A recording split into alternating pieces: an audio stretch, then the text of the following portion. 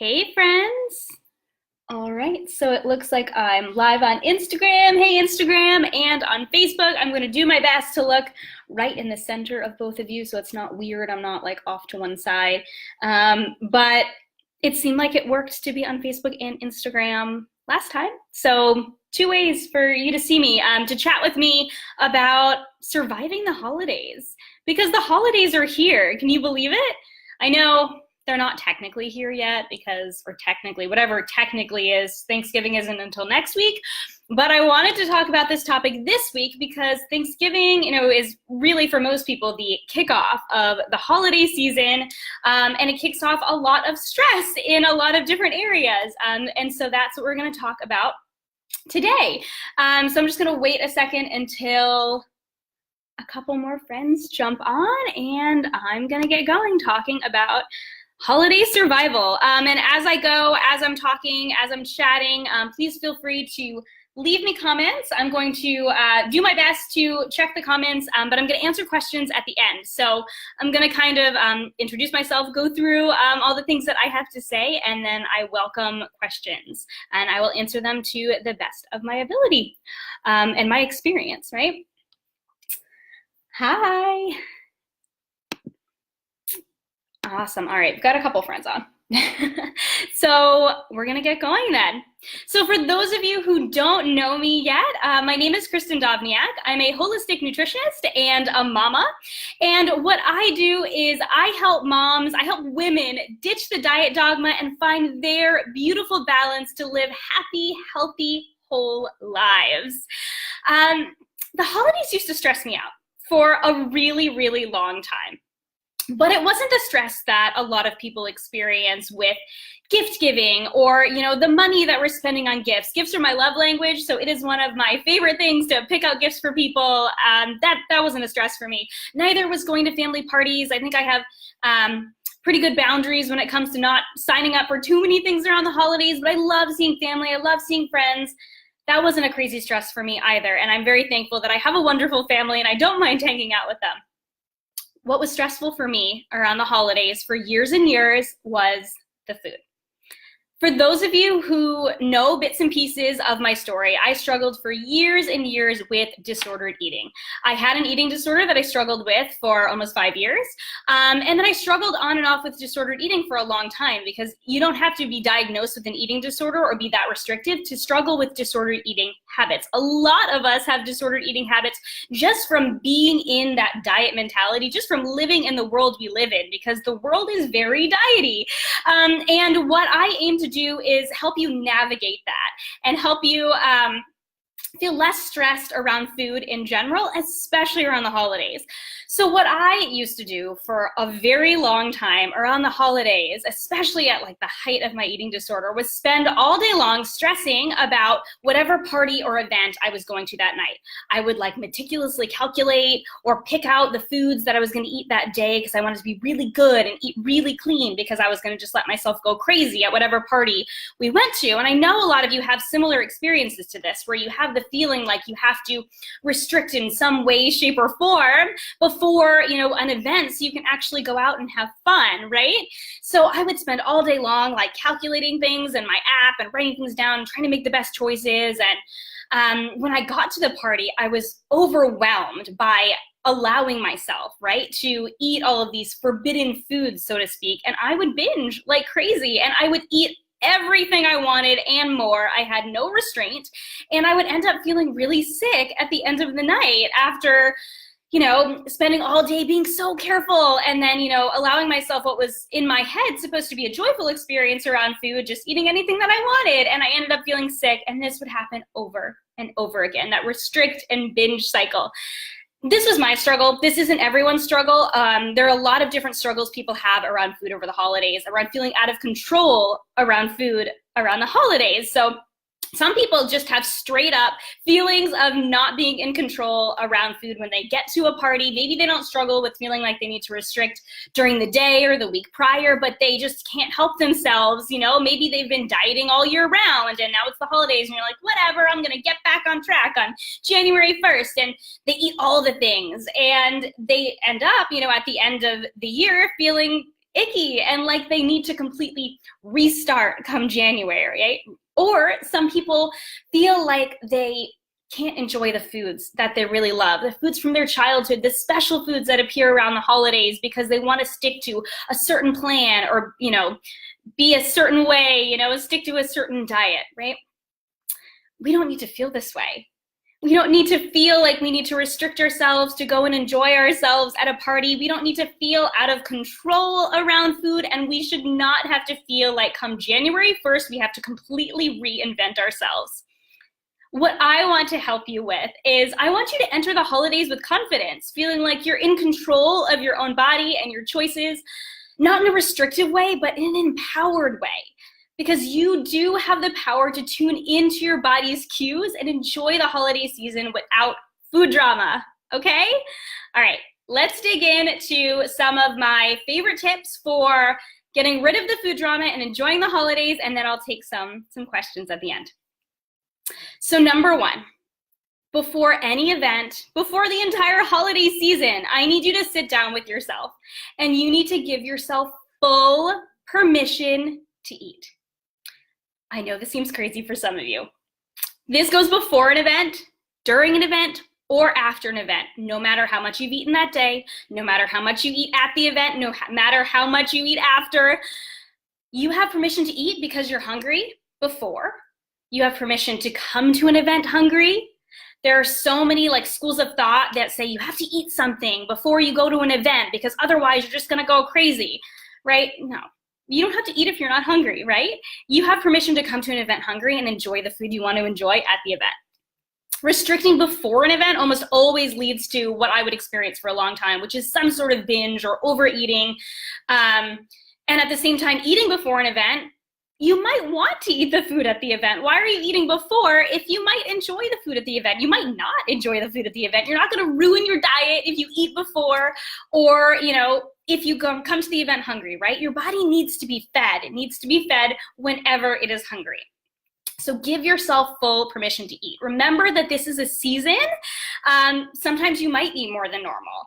You might show up at an event and there's nothing that's appealing. You might not eat a lot and have to eat later. You might show up and it's all appealing and you eat all the things. You have permission to eat if it sounds good. It's okay. Sometimes we overeat, sometimes we undereat. This is all part of life and this is a season. These foods won't always be available. It's okay however you react to the food that is put in front of you. A lot of us are on a journey to finding our balance. We might not react in the way we think we are going to, right? But you have permission to eat when you're hungry or you want to eat the food, okay?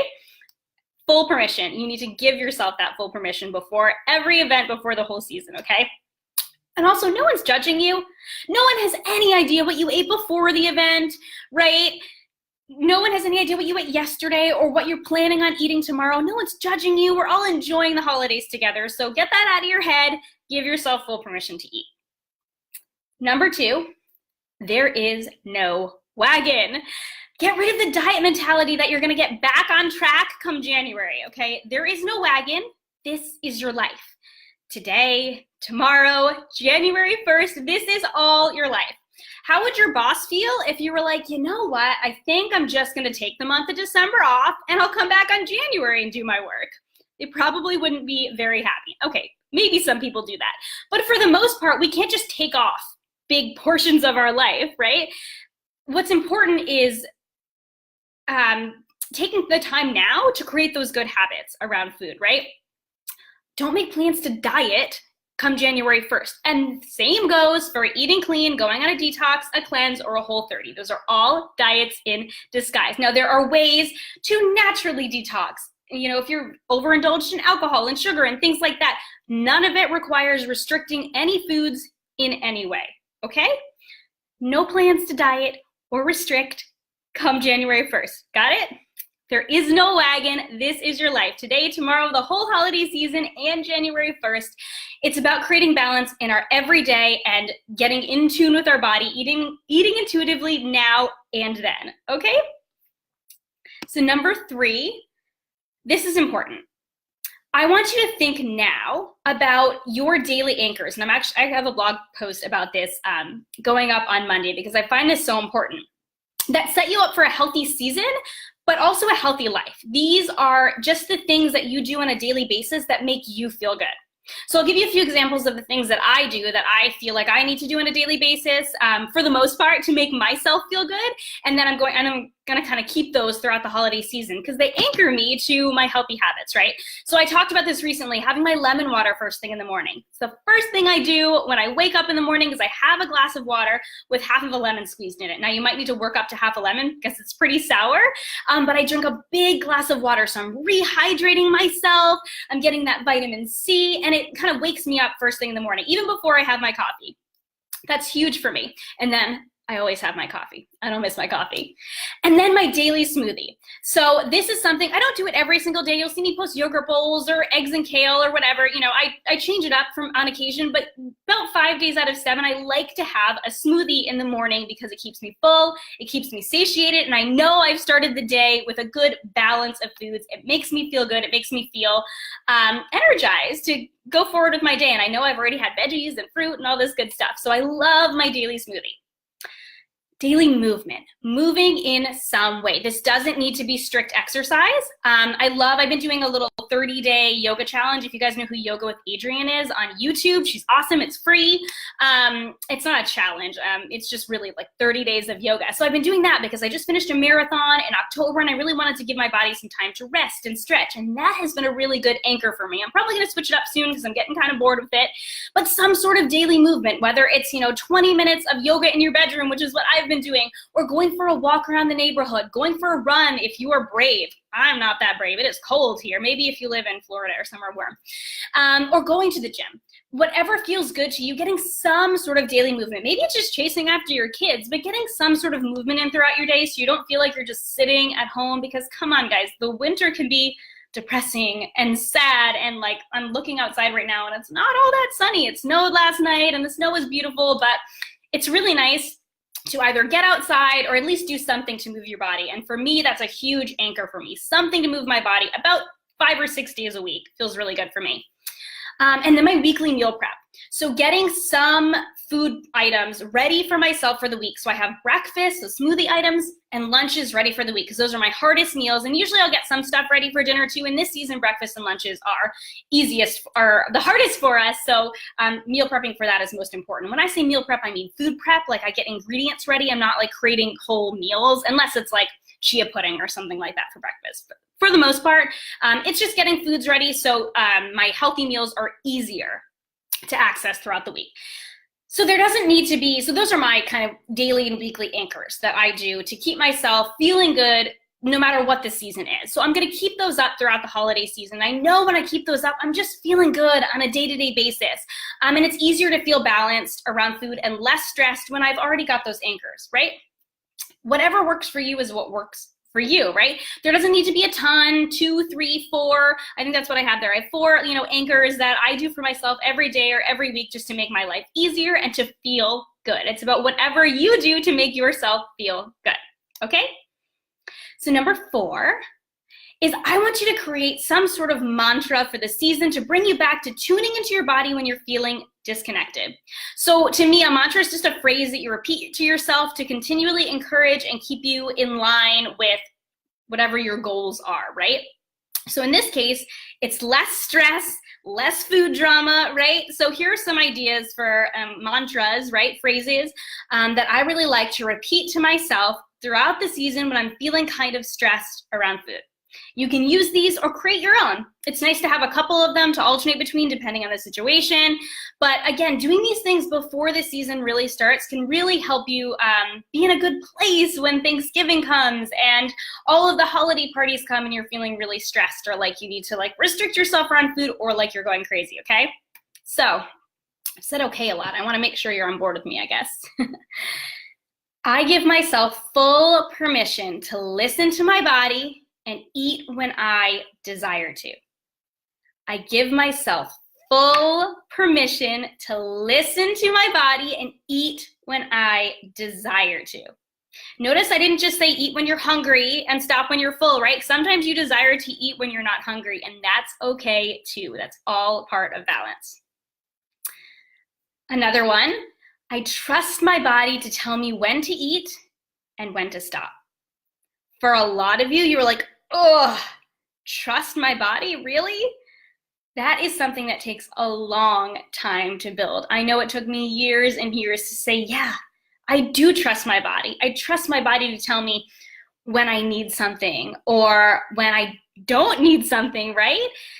It's a practice, and you need to practice it every single day, but you need to allow yourself to trust your body to tell you when to eat and when to stop. So I trust my body to tell me when to eat and when to stop.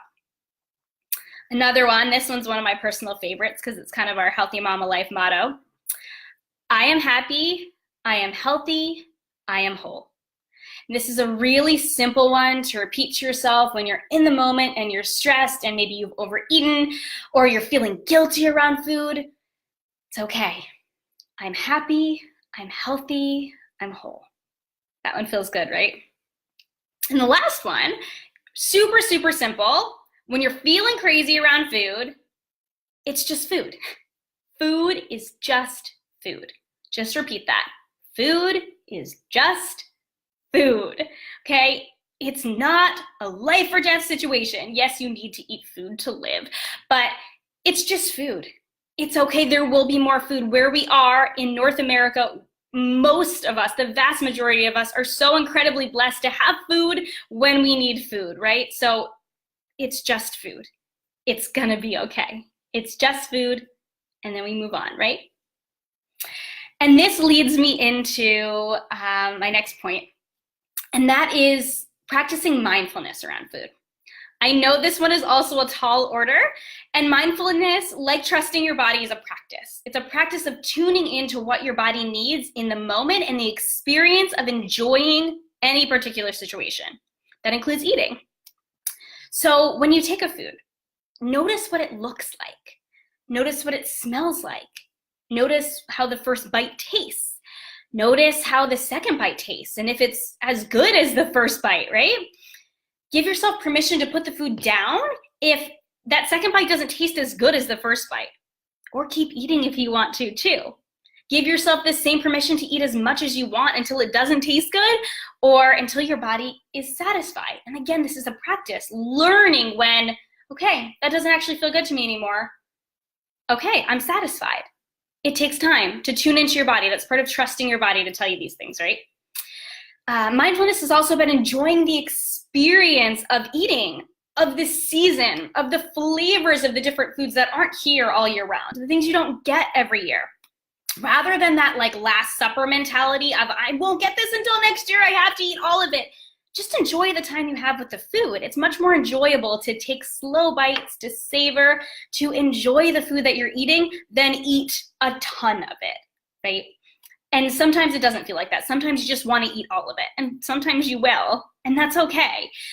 But practicing mindfulness, you'll slowly get to the point, and I was talking to a client about this with Halloween candy recently, where I took a few pieces, or my daughter gave me a few pieces. I don't like steal her Halloween candy.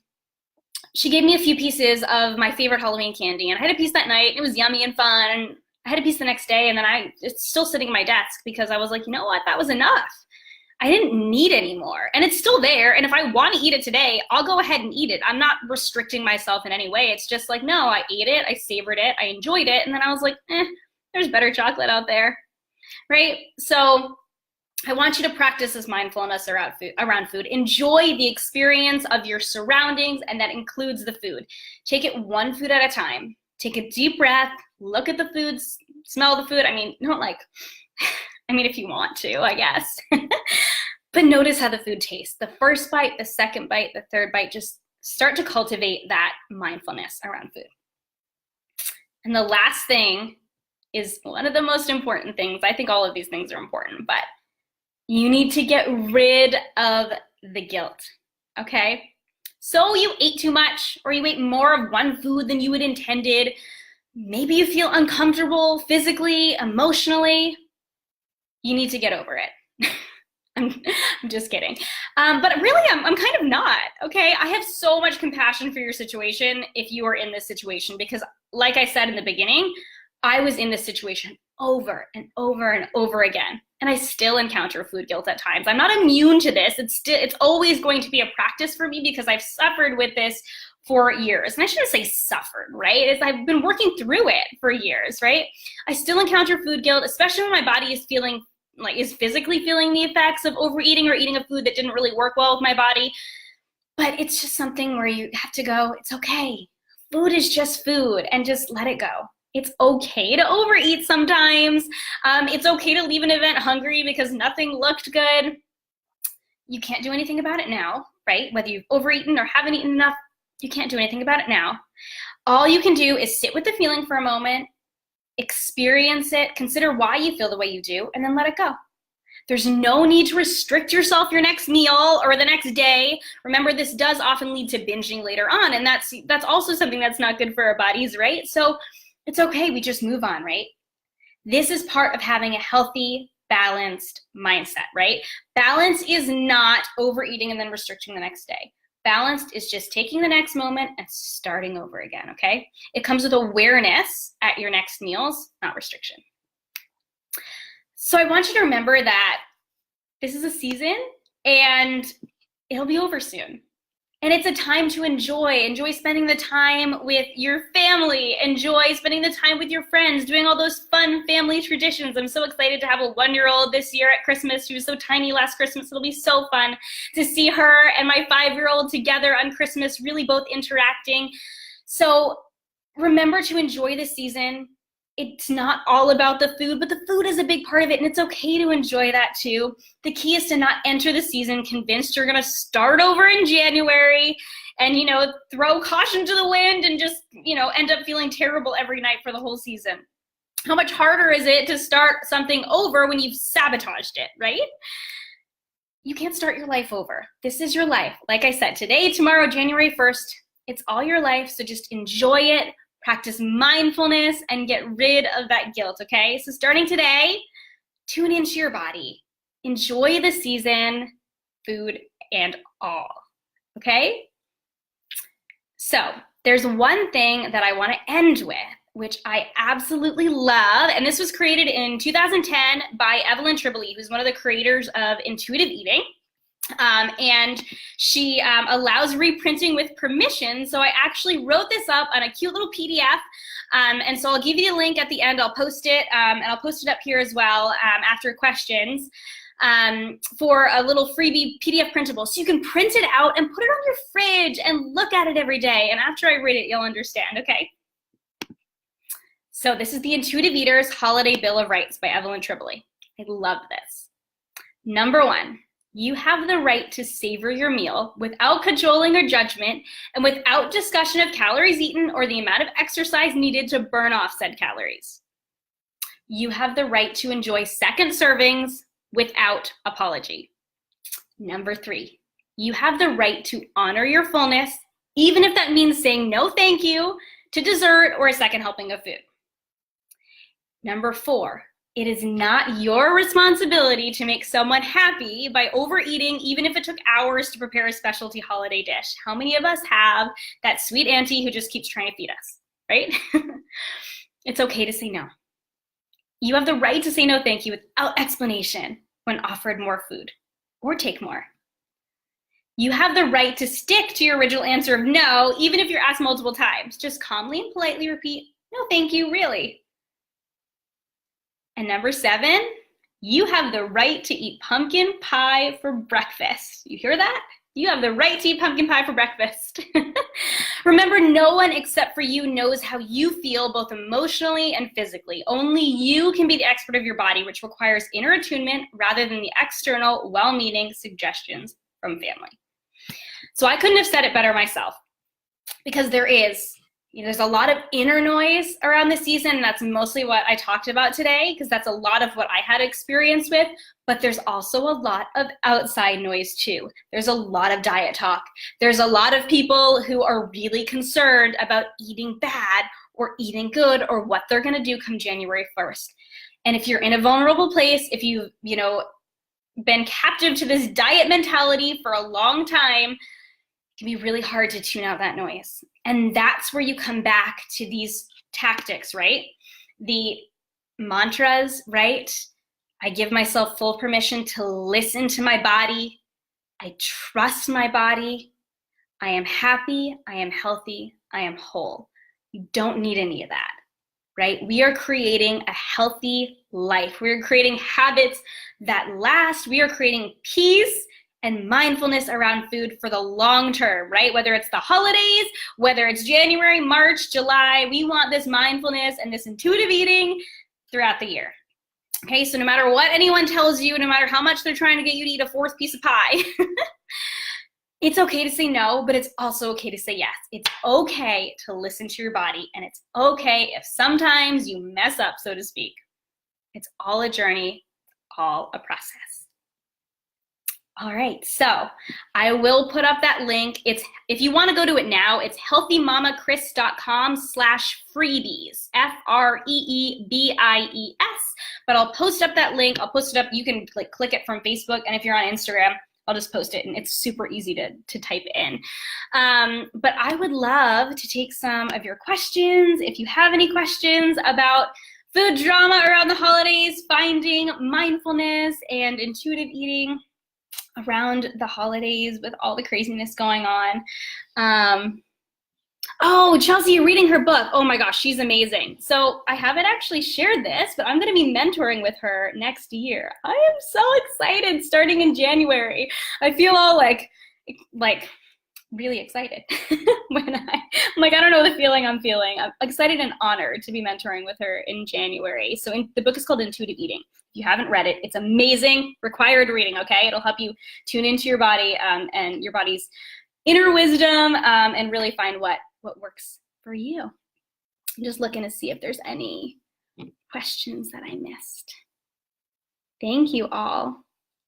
Yeah, I'm so excited. I can't wait to share everything with you. I promise I will. And if you have any more questions later on, or you want to shoot me a message because you're not comfortable asking a question publicly, I'm here in DMs or Facebook messages. For some reason, I don't get Facebook messages as quickly through my Facebook page. You can always add me as a friend. I don't mind if you add me as a friend on Facebook too. So I'll see it quicker if it's on Instagram. So shoot me a message on Facebook or Instagram. I'm always happy to answer your questions, or you can join the Healthy Mama Life community on Facebook. It's a closed group, but you can see it. So just click join, and you can you can join in there. And I post blog posts and posts every now and again. And you can ask questions there and just enjoy the community of other women who are, finding their beautiful balance in healthy living, right? All right.